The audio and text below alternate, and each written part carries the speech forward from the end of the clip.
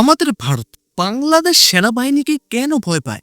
এক কথায় বলতে গেলে বাংলাদেশকে কেন ভয় পায়? দেখুন, বাংলাদেশ তো খুবই ছোট একটা দেশ। ভারতের কাছে বাংলাদেশ খুবই ছোট একটা সামান্য একটা দেশ। তো সেই জায়গা থেকে আমাদের ভারত কেন বাংলাদেশকে ভয় পায়? ভিউয়ার্স গুলো, আজকে আমি সায়েন্স স্পিড ইউটিউব চ্যানেল থেকে নেওয়া একটা ইন্টারেস্টিং এবং গুরুত্বপূর্ণ ভিডিওর উপর রিঅ্যাকশন দিতে যাচ্ছি। আজকে আমি যে ভিডিওটার উপর রিঅ্যাকশন দিতে যাচ্ছি, ভিডিওটার শিরোনামটা আমি আপনাদেরকে পড়ে শোনাচ্ছি। ভিডিওটার শিরোনামটা হচ্ছে, ভারত কেন বাংলাদেশ সেনাবাহিনীকে ভয় পায়। আচ্ছা, বাংলাদেশ সেনাবাহিনীকে আদৌ কি ভারত ভয় পায়? আর যদিও পায়, তাহলে কি জন্যে পায়? কারণ বাংলাদেশ তো খুবই ছোট একটা দেশ, সব দিক থেকে, বিশেষ করে সামরিক দিক থেকে ভারতের থেকে অনেকটা পিছিয়ে, তারপরেও কেন ভয় পায়? ভিউয়ার্স, আজকে ইন ডিটেলস সবকিছু জানবো এবং বিস্তারিত দেখবো। হ্যালো ভিউয়ার্স, আমি রুবাইত আছি আপনাদের সঙ্গে, আর আপনারা দেখছেন শো উইথ রুবাইত ইউটিউব চ্যানেল। তো ভিউয়ার্স, চলুন আজকে সম্পূর্ণ ভিডিওটা দেখে আসি এবং বিস্তারিত ইন ডিটেলস সবকিছু দেখে আসি, জেনে আসি এবং শুনে আসি। Let's get started.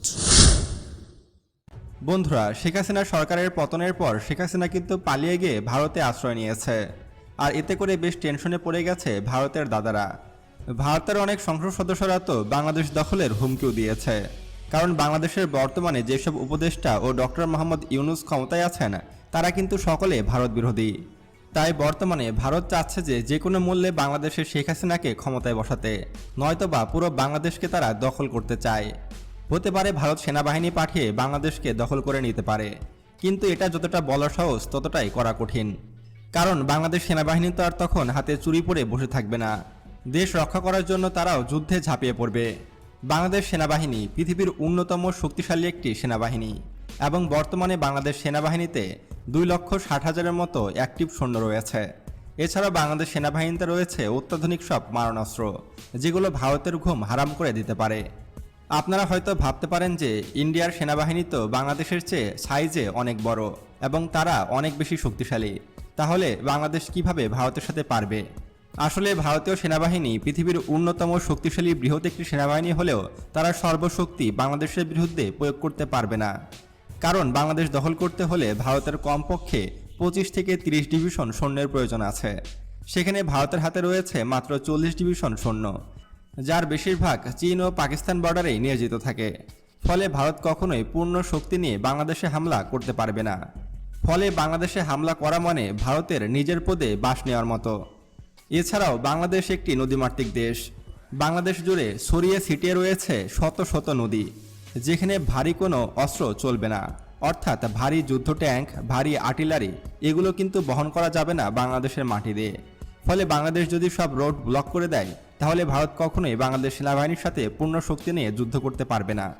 এইসব দিক বিবেচনা করলে ভারত কখনোই আমাদের প্রতিপক্ষ নয়। ভারত আমাদের সাথে যুদ্ধে টিকতে পারবে না।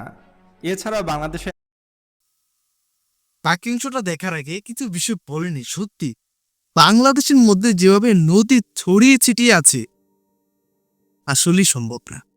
এবং বিষয়টা আপনাদের কিভাবে বলি, আমাদের ভারতের মধ্যে পাকিস্তান এবং চীন বর্ডারে কিন্তু ব্যাপক সৈন্য রাখতে হয়। সেই জায়গা থেকে বাংলাদেশের উপর পর্যাপ্ত পুরো শক্তি একেবারে দেওয়া সম্ভব নয়। এবং বাংলাদেশকে রক্ষা করার জন্য সৃষ্টিকর্তা নদীকে ছড়িয়ে ছিটিয়ে রেখেছেন, জালের মতো বিছিয়ে রেখেছে। তো সেই জায়গা থেকে বাংলাদেশের জন্য কিন্তু এটা আরেকটা প্লাস পয়েন্ট। এবং বাংলাদেশের সামরিক বাহিনীগুলো তো আছেই সিংহ, তো আশা করি বুঝতেই পারছেন। তাহলে চলুন ভিউয়ার্স, পাকিং শোটা দেখে আসি।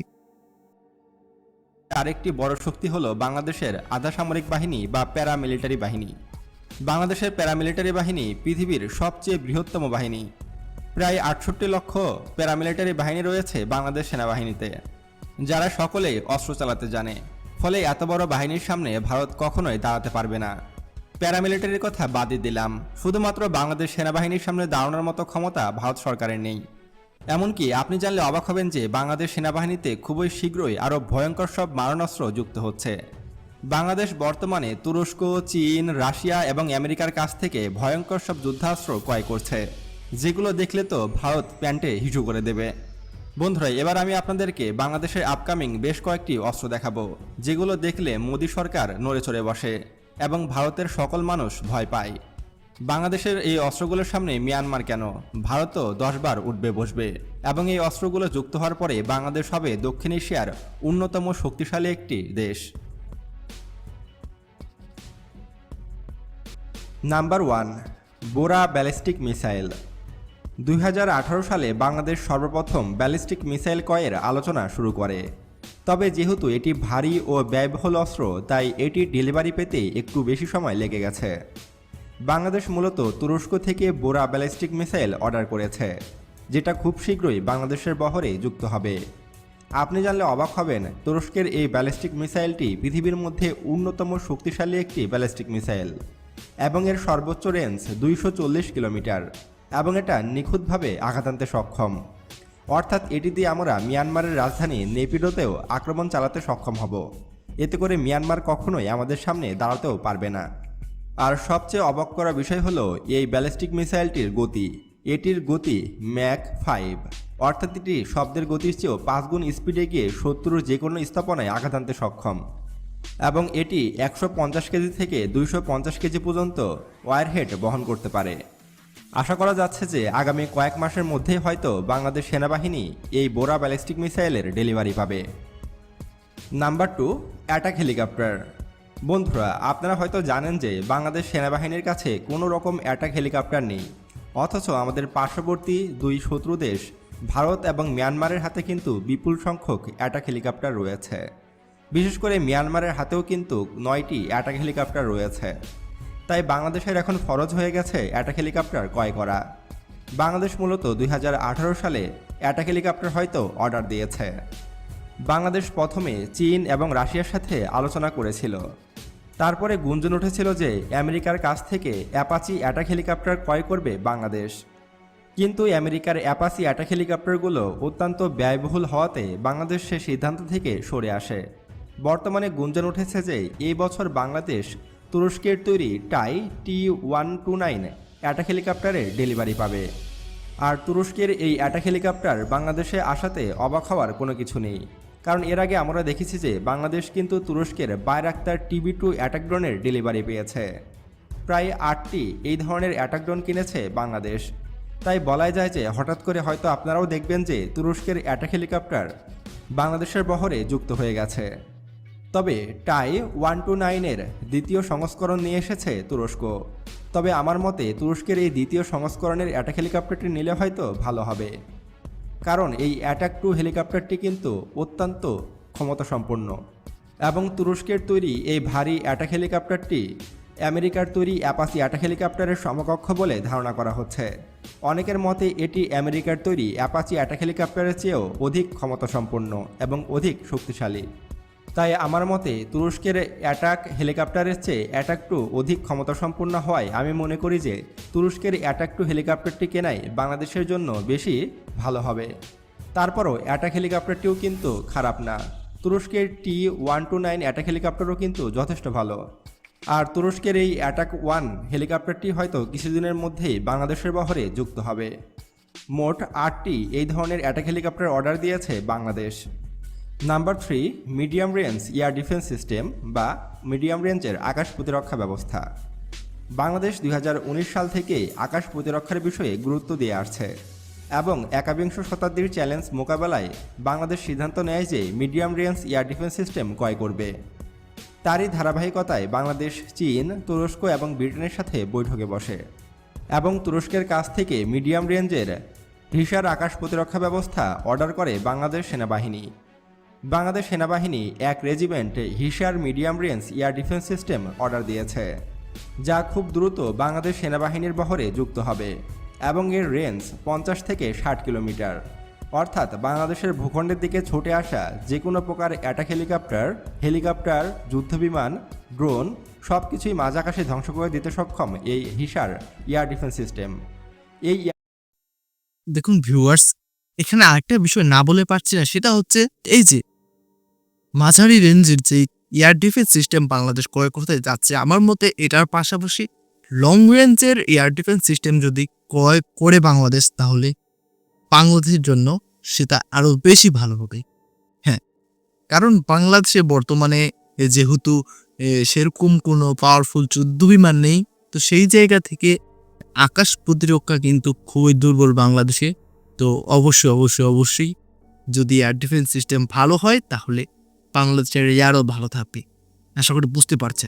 তাহলে চলুন ভিউয়ার্স কোন পার্কিং শোটা দেখে আসি। এয়ার ডিফেন্স সিস্টেম বাংলাদেশের বহরে যুক্ত হয়ে গেলে ভারত ও মিয়ানমার বাংলাদেশের দিকে চোখ তুলে তাকানোরও সাহস পাবে না।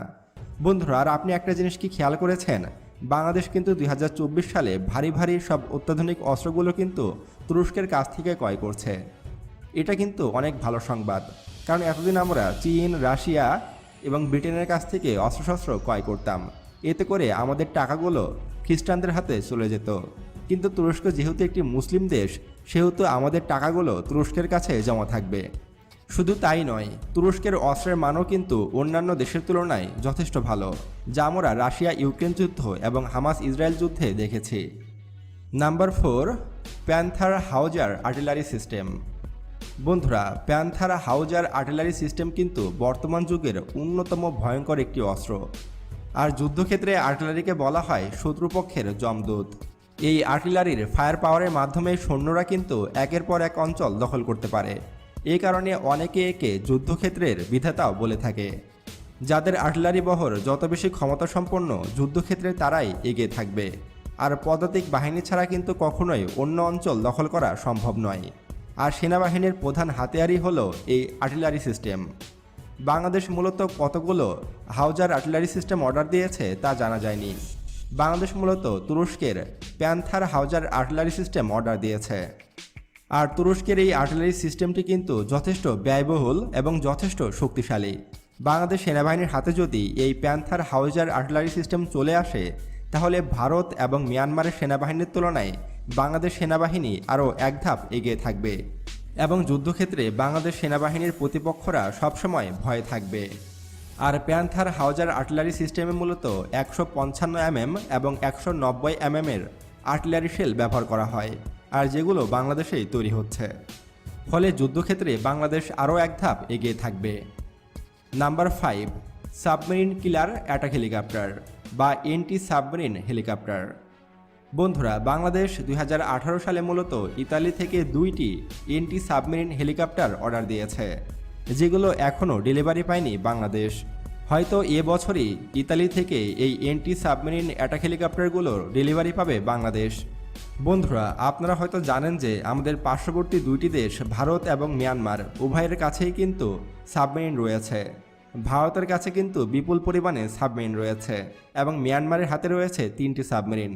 সেগুলোকে ধ্বংসের জন্য বাংলাদেশ সেনাবাহিনীর হাতে বা বাংলাদেশ নৌবাহিনীর হাতে কিন্তু তেমন কোনো অস্ত্র ছিল না।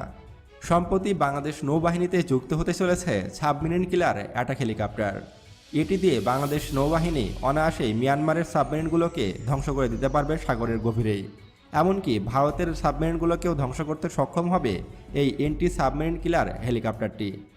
হয়তো আগামী কয়েক মাসের মধ্যে আমরা দেখব যে বাংলাদেশের বহরে 2টি এন্টি সাবমেরিন কিলার অ্যাটাক হেলিকপ্টার যুক্ত হয়েছে। বাংলাদেশ নেভির বহরে এইসব সাবমেরিন কিলার অ্যাটাক হেলিকপ্টার যুক্ত হওয়ার পর ভারত এবং মিয়ানমারের সাবমেরিনগুলো সবসময় আতঙ্কে থাকবে। বন্ধুরা, এইসব অস্ত্র ছাড়াও আরও বিভিন্ন অস্ত্র বাংলাদেশ সেনাবাহিনীর বহরে যুক্ত হবে 2024 সালে। আপনারা যদি এই ভিডিওটির পার্ট 2 দেখতে চান, তাহলে অবশ্যই কমেন্ট করে আমাদেরকে জানাতে পারেন। আর 2024 সালে এসে বাংলাদেশ সেনাবাহিনীর র্যাঙ্কিং কত এবং বাংলাদেশ সেনাবাহিনীর হাতে কি কি অস্ত্র আছে সে সম্পর্কে জানতে আমাদের এই ভিডিওটি দেখুন। তো আজকে এ পর্যন্তই, দেখা হচ্ছে পরবর্তী ভিডিওতে। আল্লাহ হাফেজ। ভিউয়ার্স, কোন সম্পূর্ণ ভিডিওটা তো আপনারা দেখতেই পেলেন। আশা করি আপনারা বিস্তারিত সবকিছু বুঝতে পেরেছেন, প্লাস জানতেও পেরেছেন। তো ভিউয়ার্স, এখানে ভারতের ভয়ের কারণটা কেন আশা করি বুঝতে পেরেছেন। দেখুন, ভারত চাইলেও বাংলাদেশের উপর সম্পূর্ণ শক্তি কিন্তু একেবারে প্রেরণ করতে পারবে না, এটা আসলে সম্ভব নয়। তো এই জায়গা থেকে কিন্তু বাংলাদেশের একটা প্লাস পয়েন্ট আশা করি বুঝতেই পারছেন। তো ভিউয়ার্স, এখন মূল কথা হচ্ছে যুদ্ধ কখনো ভালো দিক বয়ে আনে না। ব্যক্তিগতভাবে আমি কখনো যুদ্ধ কামনা করি না। তো ভিউয়ার্স, আর আমি ভিডিওটাকে লং করতে চাচ্ছি না। তো কেমন লাগলো আজকের রিঅ্যাকশন ভিডিওটা অবশ্যই জানাবেন কমেন্ট করে। আর ভালো লাগলে অবশ্যই লাইক করতে ভুলবেন না, চ্যানেলটাকে সাবস্ক্রাইব করতে ভুলবেন। তো ভিউয়ার্স, বিদায় নিচ্ছি এখানেই, দেখা হবে পরবর্তী কোনো একটা ভিডিওতে। ততক্ষণ পর্যন্ত সকলে ভালো থাকবেন, সুস্থ থাকবেন। Tata, bye bye.